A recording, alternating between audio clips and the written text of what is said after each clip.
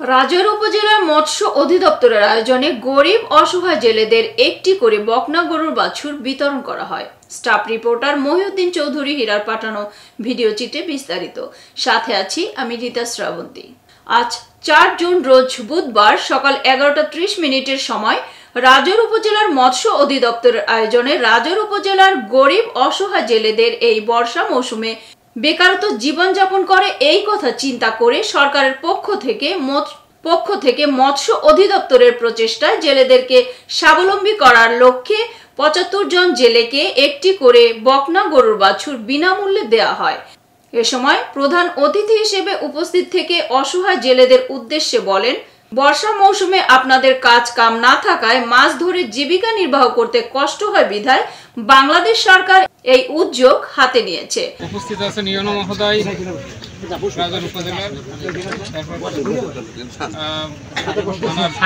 প্রতিনিধি আছেন, তারপরে আমাদের সিনিয়র উপজেলা মৎস্য কর্মকর্তা এবং কৃষি অফিসার আছেন। আপনারা যারা আছেন সবার উদ্দেশ্যে আমি বলছি, সেটা হলো আমাদের দেশীয় মাছ সংরক্ষণ করতে হবে। দেশীয় মাছ সংরক্ষণ ও শামুক সংরক্ষণ উন্নয়ন প্রকল্প, এই প্রকল্পের আওতায় এই গরুগুলো দেওয়া হচ্ছে। ইলিশ প্রজেক্ট একটা আছে, সেখান থেকেও কিছু গরু দেওয়া হয়, অনেক ক্ষেত্রে ছাগলও দেওয়া হয়। এটার উদ্দেশ্য হলো জেলেরা যখন মাছ পায় না বা তাদের কাজকর্ম থাকে না, তখন যেন একটা বিকল্প আয়ের উৎস থাকে তাদের। এই জন্য যাদের কার্ড আছে তারা।